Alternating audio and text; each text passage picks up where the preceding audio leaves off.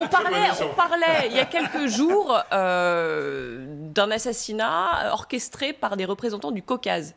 Il y a 2 mois donc, mais on n'a pas plus d'informations. Mais personne n'a d'informations là-dessus. Il y a des bruits qui courent, mais personne n'a aucune information. Donc on sait qu'il y a un groupe de Caucasiens qui s'est très très mal pris. Ils sont pris comme des manches. Donc je ne sais pas jusqu'où ils sont arrivés. Parce qu'il aurait provoqué des conflits dans la région? Parce qu'à cause de la guerre? Mais quel genre de Caucasiens? On pense aux Tchétchènes. Des Tchétchènes. On pense aux Tchétchènes. Enfin, ou des Géorgiens. Non. Voilà. Donc là, franchement, vous, l'ancien du KGB, Ouais. on est là dans un registre sur lequel il y a des tonnes et des tonnes de désinformation possible. Absolument. Peut-être que ce truc et même cette rumeur qui a été reprise par les services américains, si ça se trouve, elle a été lancée par Poutine lui-même pour des raisons qui nous dépassent. D'ailleurs, je vais vous raconter une petite anecdote sur Brejnev. Brejnev qui était Brejnev, camarade Brejnev. garçon sympathique. Garçon très sympathique. D'ailleurs, en fait, quand il a fait son coup d'État contre Khrouchtchev en 64, il y avait des gens intelligents, comme chez Lépine, qui prétendaient au premier rôle.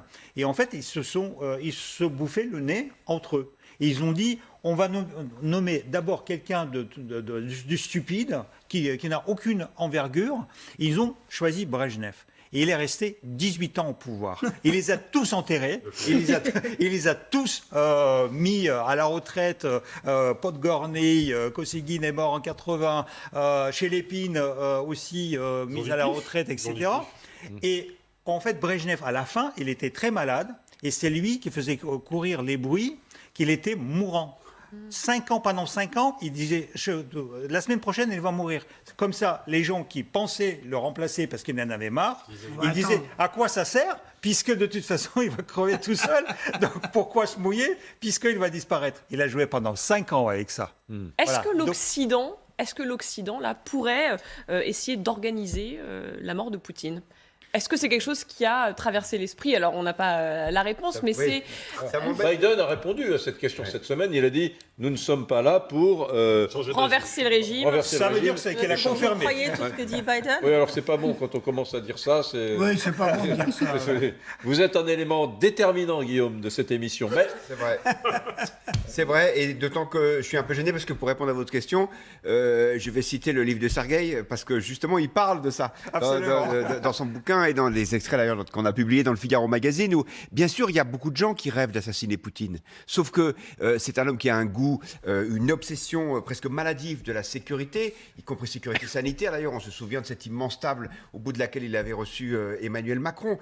Il est paranoïaque. Donc si je pense que ce qu'on a dit dans Newsweek est vrai, c'est-à-dire 1, il est malade, 2, il y a eu une tentative d'assassinat, c'est pas du tout de nature à nous rendre optimistes. 1, parce que s'il y a effectivement eu des tentatives d'assassinat, il doit être protégé comme il ne l'a jamais été, et Dieu sait qu'il a les moyens de mettre autour de lui une protection énorme. 2, s'il est vraiment malade et qu'il ne veut rien montrer, ça veut dire qu'il ne veut rien lâcher. Ça veut dire, quand vous êtes malade et que vous êtes dans un poste à responsabilité, vous n'avez pas 36 solutions. Ou bien vous dites, il faut que je me retire et vous démissionnez, ou bien vous êtes dans le déni complet, comme était Mitterrand jusqu'à la fin, et vous ne lâchez rien, au contraire, et vous vous isolez encore plus, et vous n'êtes entouré que de vos fidèles, parce que vous vous sentez quelque part fragilisé. Donc, même si ces nouvelles sont spectaculaires, je ne pense pas qu'elles soient de nature à annoncer un changement de régime imminent au Kremlin. Christian Maigrelis, vous qui avez bien connu l'Union soviétique, est-ce qu'il y a du soviétisme dans cette Russie poutinienne et dans le comportement de Poutine lui-même? Est-ce qu'il y a une dimension soviétique? Est-ce que finalement tout ça fonctionne un peu comme dans les années 80? Eh bien, je retrouve un petit peu ce que j'ai connu dans les années 80-90. Il y a, à mon avis, un relent de soviétisme qui revient à la surface après 30 ans, alors que nous pensions qu'au bout de 10 ans ou 15 ans, on l'aurait oublié. Eh bien, pas du tout. Ça revient actuellement, mais ça revient d'une façon pire, parce qu'à l'époque du soviétisme, il y avait un parti communiste. Et ce parti communiste avait un bureau permanent, et le premier secrétaire devait suivre les instructions du bureau permanent. Enfin, il fallait qu'il y ait unanimité.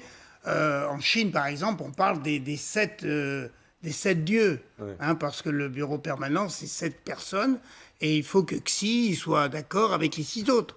Donc, il y avait une sorte de contrepoids Ouais. du pouvoir. On pouvait liquider, comme le disait, on a liquidé Khrouchtchev après l'échec des fusées, l'échec de Cuba.